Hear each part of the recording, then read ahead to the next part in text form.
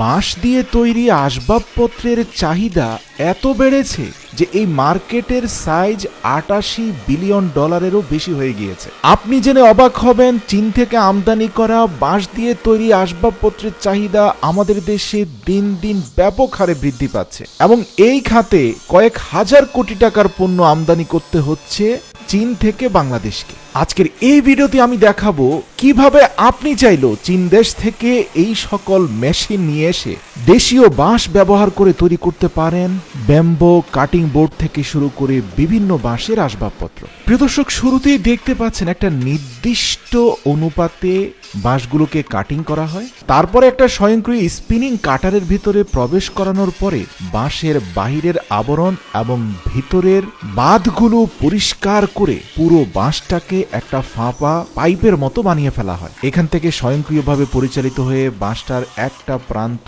নির্দিষ্ট অনুপাতে কাটিং করা হয়। জেনে অবাক হবেন, এই বাঁশকে সমান্তরাল কাঠে পরিণত করার জন্য একটা কার্বনাইজেশন বয়লার স্টিম রুমে ঢুকানো হয়। প্রিয় দর্শক, আপনারা দেখতে পাচ্ছেন এই কার্বনাইজেশন বয়লার রুমে ঢুকিয়ে তার দরজা আটকে দিয়ে সুনির্ধারিত তাপমাত্রায় দীর্ঘ সময় ধরে স্টিম করা হয়। সাধারণত 40 মিনিট কার্বনাইজেশন করার পরে বাঁশগুলো থেকে বের হওয়া ধোঁয়া পুরো ইন্ডাস্ট্রিকে সুগন্ধযুক্ত করে। তো যাই হোক, এখান থেকে বের করার পরে এর গায়ের রং সবুজ থেকে কিছুটা কালচে হয়ে যায়, কিন্তু কার্বনাইজেশনের ফলে পাইপের মতো বাঁশগুলো তার স্থিতিস্থাপকতা হারিয়ে ফেলে, যার ফলে আপনি দেখবেন একটা রোলার কম্প্রেসরের মাধ্যমে বাঁশগুলোর সিলিন্ড্রিক্যাল শেপটা ব্যাম্বো বোর্ডে রূপান্তরিত হয়ে যাচ্ছে। কিন্তু এগুলোকে যদি 40 মিনিট ধরে কার্বনাইজেশন না করা হতো, তাহলে স্বপ্নেও এরকম সিলিন্ড্রিক্যাল পজিশন থেকে বোর্ড পজিশনে নিয়ে আসা কোনোভাবেই সম্ভব হতো না। কম্প্রেস করা মাত্র বাঁশটা ভেঙে যেত। তো যাই হোক, এই টেকনিক্যাল পার্টের পরে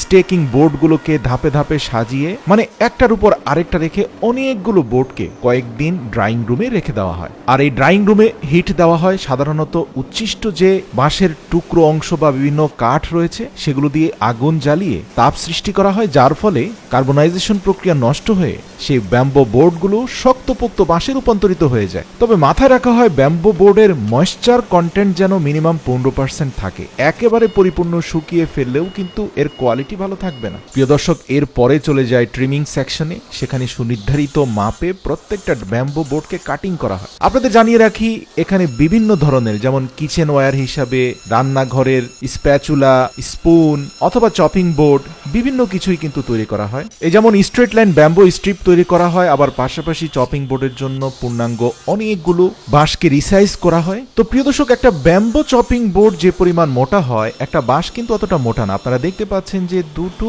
সমান্তরাল ব্যাম্বো বোর্ডের উপরে ছোট ছোট ব্যাম্বো স্ট্রিপগুলোকে শক্তিশালী আঠার মাধ্যমে লাগিয়ে দিয়ে উপরে আরেকটা আবরণ দিয়ে সেটাকে তীব্র প্রেসারের মাধ্যমে কয়েকদিন রেখে দেওয়া হয়। এরপরে দেখতে পাবেন যে তীব্র প্রেসারের ফলে সেগুলো একেবারে সমান্তরাল হয়ে যায় এবং পুরুত্ব অনেক বেড়ে যায়। অবশ্য এই প্রেসার চলাকালীন সময় একটা নির্ধারিত তাপমাত্রার মধ্য দিয়ে সেগুলোকে যেতে হয়। এরপরে পাঠিয়ে দেওয়া হয় এই বোর্ডগুলোকে শেপিং মেশিনে। আপনারা দেখতে পাচ্ছেন তীব্র বেগে ঘূর্ণায়মান এই স্মুথার মেশিনটা চারপাশ থেকে ব্যাম্বো চপিং বোর্ডটাকে পলিশিং করে সেটাকে একটা চূড়ান্ত শেপে নিয়ে আসছে। তো এখানে উপরে এবং নিচে ব্যাম্বো বোর্ড রয়েছে, মধ্যখানে ব্যাম্বো স্টিক রয়েছে এবং এগুলো অত্যন্ত শক্তিশালী আঠা দিয়ে লাগানো হয়েছে। জেনে অবাক হবেন, এরকম একটা ব্যাম্বো বোর্ড 50 থেকে 60 বছর পর্যন্ত টিকে থাকবে। আর এরকম চপিং বোর্ডে ধারালো চাকু দিয়ে আঘাত পড়লেও তা ক্ষতিগ্রস্ত হবে না। আর এটাই হচ্ছে ব্যাম্বো উড বা বাঁশের বেনিফিট।